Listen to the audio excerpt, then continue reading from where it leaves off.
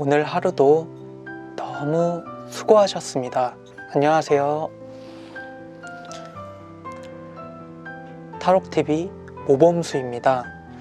1편의 간단한 설명은 제가 첫 직장을 통하여 저의 간략한 성품과 어떻게 회사 생활을 했고 주위에서 어떤 대우를 받았는지, 그로 인해 생긴 신념으로 지금의 직장으로 이직한 상황을 설명드렸습니다. 오늘은 탈옥을 결심하게 된 이유 에피소드 두 번째 이야기, 가족은 건드리지 마, 2편을 시작하겠습니다. 어머니는 제가 중학교 1학년 때 아버지가 하늘나라로 일찍 떠나시고 보험 설계사라는 직업을 가지셨습니다. 40대 중반이란 나이에 전혀 새로운 분야로 방향을 잡으시고 열심히 그 늦은 나이에 다른 분야의 공부를 시작하면서 수많은 시험을 준비하셨습니다. 시청자분들도 아마 적지 않은 나이에 무언가를 새로 배운다는 것은 굉장히 어렵다는 것을 아실 겁니다.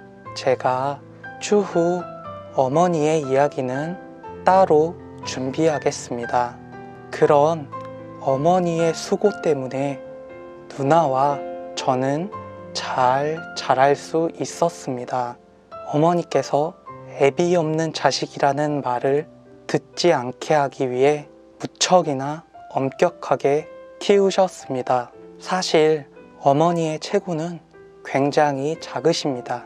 발이 220이 안 되시고 키도 엄지공주같이 아주 작으시지만 저에겐 세상 그 누구보다 큰 인물로 느껴지고, 그 어떤 위인을 이야기해도 저는 지금도 어머니를 가장 존경하는 인물로 말합니다. 저에게 어머니란 그런 분입니다. 희생의 아이콘, 강인함의 아이콘인 영웅 같은 그런 존재. 하지만 너무나 안타까운 어머니입니다. 왜냐하면 어머니도 누군가의 엄마이기 전에 이 시대에 살아가는 연약한 여자인데 정말 모든 걸 다 포기하시고 오로지 누나와 저만 생각하고 지금까지 살아오셨기 때문에 저는 어머니를 슬프게 하거나 아프게 하거나 무시하거나 업신여기는 것은 절대 참지 못합니다. 제 분야의 최고 선임자는 붕어입니다. 간략하게 붕어 대리를 소개하자면 많은 타이틀을 가지고 있습니다. 말바꾸기 1인자, 막무가내 1인자, 욕 1인자, 산만함 1인자, 까먹기 1인자, 나이가 40 초반인데 완전 꼰대 타입, 내가 하면 로맨스, 남이 하면 불륜 1인자, 눈치 없는 거 1인자, 상대방과의 예의도 하나 없는 등등등.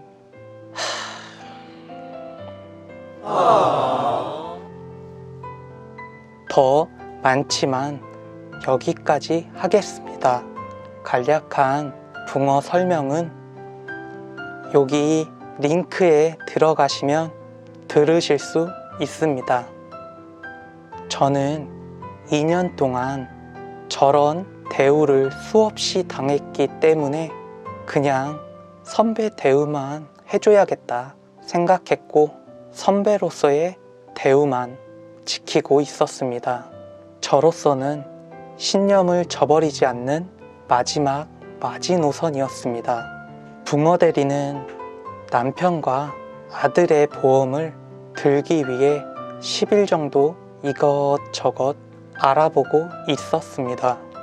굳이 저는 어머니가 보험 설계사라는 말을 하지 않았습니다. 왜냐하면 계약을 해도 뒷말이 굉장히 많은 스타일이기 때문에 추후에 더 피곤해질 것을 알기에 굳이 말할 이유가 없었습니다. 그렇게 10일 정도 여기저기 비교해 보더니 마음으로는 이미 한 곳을 결정하였습니다. 그러던 중에 팀의 누군가에게 우리 어머니가 보험 설계사라는 말을 듣고 저에게 접근합니다. 본인 남편과 아들이었나? 아니면 남편이었나? 둘 중 하나인데요.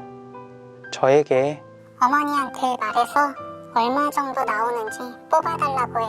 라고 말합니다. 저는 이미 붕어대리가 마음의 결정을 내렸고 단순 비교차 말한 것을 알기 때문에 절대 계약하지 않을 것이란 걸 알고 있었습니다. 정말 그냥 단순 비교차 말한 걸 너무나 잘 알고 있었습니다.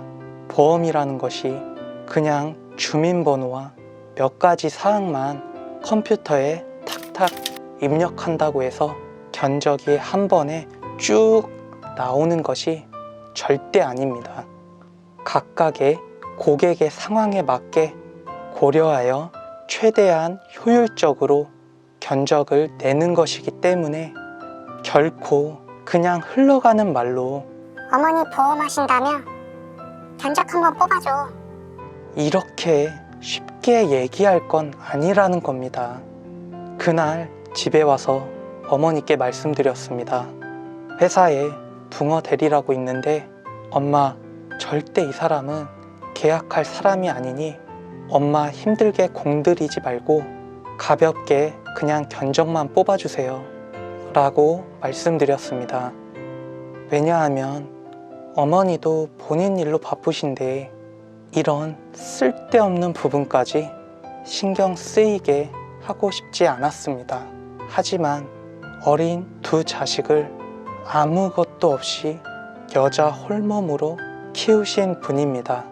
엄마에게 대충이란 단어는 용납이 되지 않습니다.